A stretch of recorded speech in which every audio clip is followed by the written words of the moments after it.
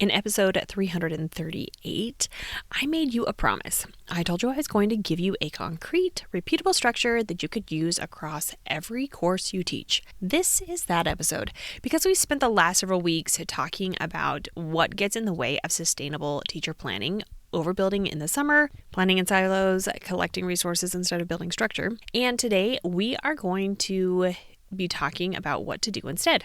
Not a concept, not a principle. A framework, one that you can use in every single lesson across a full unit, and this is the part that matters most for multiple prep teachers across every course on your schedule. It's called Introduce, Practice, Produce, and it changed how I think about planning completely. Welcome to the Secondary Teacher Podcast, the podcast for middle and high school teachers juggling multiple preps to get the strategies to reduce overwhelm so that you don't have to choose between being an effective teacher and prioritizing important relationships. I'm your host, Khristen Massic, a 10-year high school engineering teacher, former middle school assistant principal, and teacher coach. Every week, we will discuss strategies, systems, and time-saving tips to help you not only survive but thrive as a multiple prep teacher. Year 5 of my teaching career, our district brought in Dave Birches, the author of Teach Like a Pirate. And if you've ever encountered his work, his whole focus is on engagement, on hooks, on pulling students into learning instead of just delivering content at them. And he was incredible at it. Back in undergrad, we would have called these anticipatory sets, the thing you do at the beginning of class to get students interested. But Burgess reframed it in a way that actually stuck. It's not just how you start class, it's how you make students want to be there. And I loved that idea. I went back to my classroom energized and started thinking much more intentionally about how I was opening lessons, how I was creating that initial pull. But eventually I hit a wall because a great hook gets students interested. And then what? What happens after the excitement? After the curiosity is sparked? After students are leaning in? I didn't have a clear answer for that. And I started realizing that a hook is only one part of the learning process, a really important part, but one part. And that question, what comes after the hook, is what started me down this path toward Introduce, Practice, Produce. Here's where I want to be honest about where this framework actually came from. I didn't develop it in my classroom. I noticed it over years of being in other teachers' classrooms, mentoring, coaching, doing curriculum work. I kept seeing the same pattern in the teachers whose students were most engaged and whose planning felt most sustainable. They weren't constantly reinventing their lessons. They were moving students through a consistent sequence. Students encountered something new, they got time to interact with it, test it, try it, discuss it, and then they were asked to do something with it. Create, demonstrate, apply, show, introduce, practice, produce. It wasn't always labeled that way. It wasn't always conscious, but it was there in the strongest lessons, the strongest units, the strongest courses I observed. And once I saw it, I couldn't unsee it. What I realized was that secondary teachers, especially elective teachers and CTE teachers, building courses from scratch, were often doing pieces of it intuitively. A strong hook there, a good project there, but without the connective tissue of a repeatable framework holding it together, lessons felt disconnected, planning felt reactive, and students never quite knew what to expect. The framework was already working in the classrooms that felt sustainable. It just needed a name that made it transferable. A few months ago, I gave a presentation at the Utah ACTE Midwinter Conference. I was talking about the idea of repurposing, taking structures that work in one class and transferring them intentionally to another. And I introduced Introduce, Practice, Produce as the framework underneath that idea. Afterward, a colleague of mine, someone who I've known for over 10 years, still in the classroom teaching engineering, came up to me and said something I've been thinking about ever since. He said something along the lines of, I'm still trying to wrap my head around it, but I think you're onto something. I mean, we repeat things within one class. I've got a strong structure for lab reports that I use consistently, but I hadn't thought about taking what works in one class and transferring that structure to another course. And that response told me everything, because he wasn't confused about the framework itself. He already had repeatable structure inside one course. He just hadn't thought about making it travel. That's the shift Introduce, Practice, Produce is designed to create.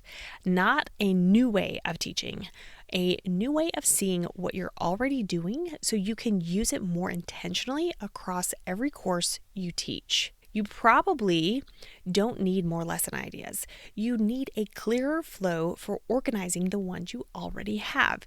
And once you have that flow, once your lessons follow a consistent shape, teacher productivity goes up, decision fatigue goes down, and planning finally starts feeling lighter instead of heavier. Let's walk through it. Introduce. This is where students first encounter the concept. It's the hook, the spark, the moment you create curiosity or context before asking students to engage with something new. This doesn't have to be elaborate. It can be a question, a demonstration, a quick video clip, a provocative statement, a problem to solve. The goal is simply this. Students know what they're about to learn and they have a reason to care about it. For CTE teachers and elective teachers especially, this phase is often where your real-world connections live. The interesting example, the career application, the here's why this matters outside this classroom moment. That's Introduce. Practice. This is where students interact with the concept. They test it, they try it, they discuss it, they apply it, work through it with support still available. Practice is not the same as independent work.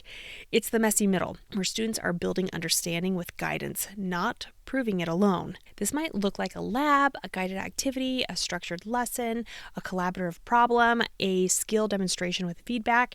The key is that students are doing something with the concept, not just receiving it. That's practice. And I do want to interject a little note in here. Practice does not result in some sort of grade because it is not summative. Okay, let's move on to produce. This is where students show what they know. They create something, demonstrate something, apply something, or explain something that requires them to use what they've learned. Produce is your evidence of learning, but it doesn't have to be a test or a formal assessment.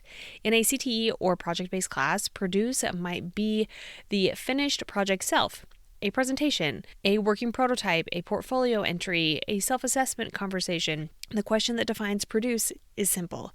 What are students making or showing that proves that they got it? Now, also, on a much smaller scale, produce could also be an exit ticket. Here's where the framework becomes especially powerful for multiple prep teachers, because Introduce, Practice, Produce isn't course specific. It's a planning rhythm. And once you internalize it, once it becomes the lens you plan through, you stop asking, what does first period need and what does second period need, as completely separate questions. You start asking, what phase of learning are my students in right now? And that question works across every course in your schedule. Maybe first period is in the produce phase of a unit. Maybe second period is just starting something new and you're fully in Introduce. Maybe third period is deep in practice and needs another day before they're ready to create anything. This framework gives you a way to track where students actually are in the learning process across multiple courses without losing your mind. And here's the part that connects back to what we talked about in episode 338. Once your lessons follow this consistent shape, structure travels. A gallery walk that works in the practice phase of almost any course. A reflection protocol works in the produce phase across subjects.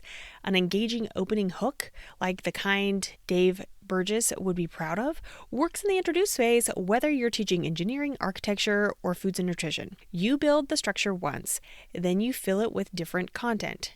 That's what reduces teacher workload long term. Not doing less, building smarter. I want to name one more thing before we wrap up because I think it's the part most planning advice misses. Classroom routines aren't just about student behavior. They're about teacher cognitive load. When your lessons follow a repeatable shape, when students know what Introduce looks like, what practice feels like, what produce requires, you spend less time explaining logistics and more time teaching. Students stop asking, what are we doing today? Because the flow is familiar. And you stop making 100 micro decisions every period because your structure handles them for you. That's the invisible benefit of Introduce, Practice, Produce that doesn't show up in any lesson plan template. It reduces the mental noise. And for a multiple prep teacher managing 4 or 5 courses, that mental noise reduction compounds across every single class period of every single day. That's not a small thing. That's the difference between sustainable and survival mode. Everything we've covered in this series, finding your first unit, building repeatable structures, stopping the resource collection spiral, planning across multiple courses, comes together inside the unit planning lab. It's where I go deep on how to actually apply, introduce, practice, produce to your specific courses, your specific standards, and your specific reality as a secondary teacher managing more than one prep. If you've been following this series and thinking, I need help actually doing this and not just understanding it, Unit Planning Lab is where that happens. Make sure you check the show notes for your next step. I want to come back to my colleague at the conference. He already had a repeatable structure inside one of his courses, lab reports. Consistent format, students knew the flow, it worked. He just hadn't thought about making it travel. That's where most secondary teachers are right now. You probably already have something that works in one class. The question is, can you see it clearly enough to use it on purpose and transfer it intentionally to every other course you teach? That's what Introduce, Practice, Produce helps you do. Not invent something new. See what's already working, name it, and repeat it. Next episode, we're zooming out from the planning entirely because all of this only matters if you actually have a summer worth protecting. We're talking about teacher work-life balance and what it actually looks like to rest and prepare at the same time without giving up one for the other. Grab the free secondary teacher planning calendar in the show notes. The Introduce, Practice, Produce framework is already built in to it, so you can start mapping your lessons immediately. And join the Unit Planning Lab when you're there. Finish something that makes tomorrow lighter. I'll see you next time.